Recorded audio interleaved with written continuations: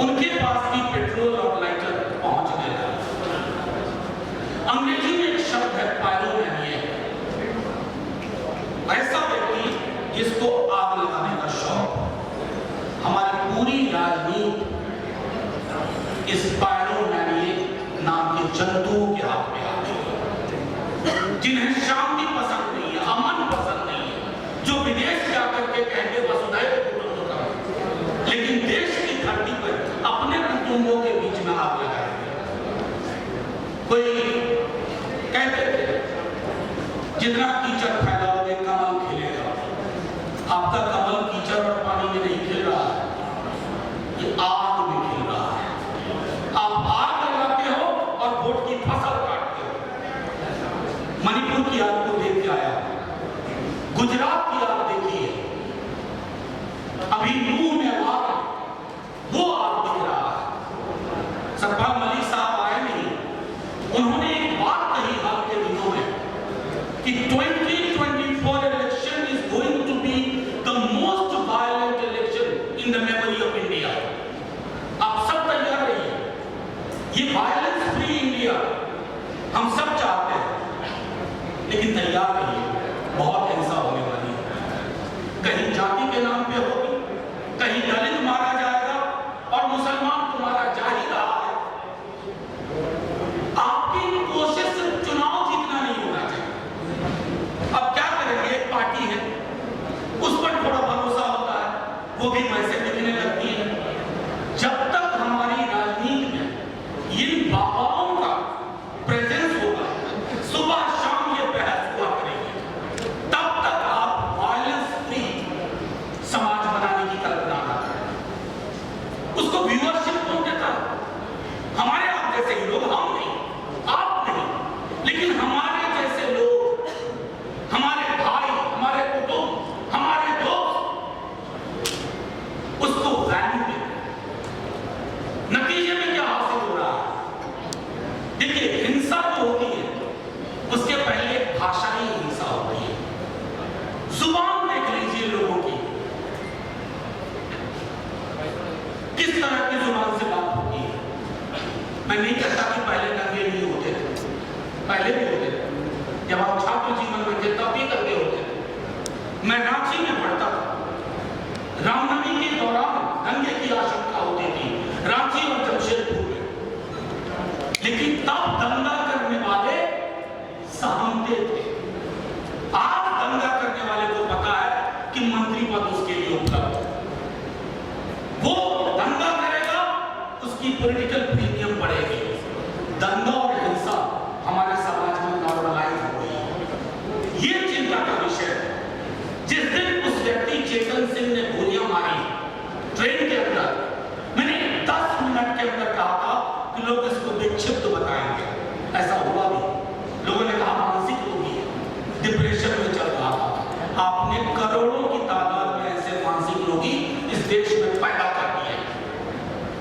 हमारी कोशिश है कि उनको मानसिक रोग से निकाला जाए, और ये तब तक नहीं होगा जब तक हम लड़ाई अलग अलग लड़ेंगे कि दलित की लड़ाई अलग, मुसलमानों की लड़ाई अलग, किसानों की लड़ाई अलग, मजदूरों की लड़ाई अलग, स्टूडेंट्स की लड़ाई अलग, शिक्षकों की लड़ाई अलग। ये तो टापू में तनहा तनहा लगेगा तो आग लगाने वाले राजा को और आसानी हो जाएगी।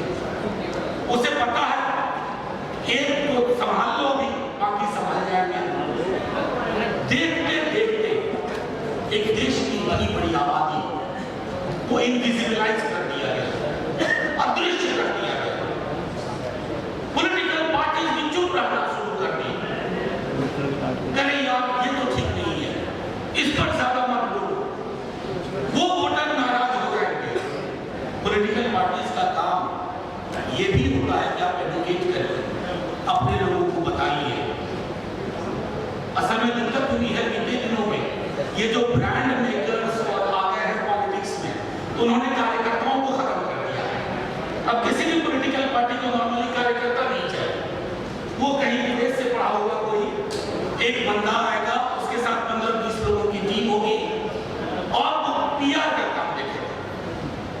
कोई पॉलिटिकल पार्टी हो जो कार्यकर्ताओं की गर्व से निकली है, उस पार्टी में भी कार्यकर्ताओं को उस रूप में नहीं देखा जाता जैसे अब तक। मैं सिर्फ इतना कहूंगा कि साथियों, प्रेस के मुझे पता है कि अंग्रेजी में एक कहावत थी, if it bleeds it leads, यानी खून बहता है तो पढ़ा चला जाता है, वो प्रिंट के दौर की बात है। लेकिन ये खून आपके दरवाजे तक पहुंच गया, ये मेरे दरवाजे तक पहुंच गया। कहानी मुसलमान से शुरू हुई थी, अब इस देश को कोई महफूज नहीं है। मणिपुर में वो जो वीडियो आपने देखे होंगे, सोच के देखिएगा एक बार, 1 मिनट के लिए रात में सोते वक्त, ये मेरी बेटी हो, आपकी बेटी हो, मेरी बहन, आपकी बहन।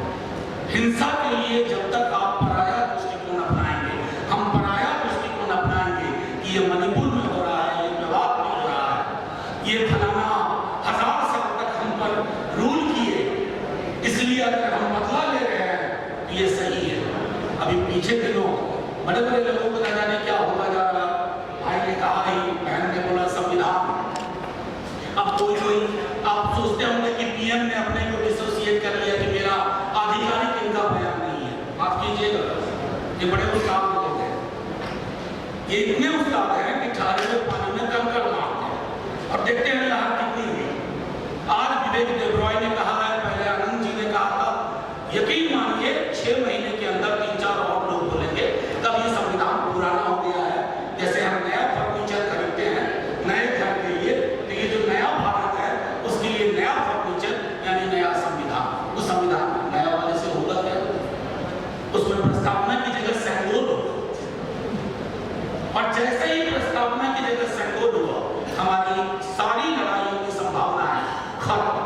अब मैं आखिरी टिप्पणी करके, एक मैंने उनके साथ काम भी किया है, बड़े नेता है, बहुत हमेशा मंत्री ही रहे, गुलाम नबी आजाद साहब। अब उन्होंने कहा कि सारे मुसलमान हैं कश्मीर में या फलाना जगह में, सब ये इतिहास में जाकर के गड्ढा खोदने की का जो काम शुरू हुआ है।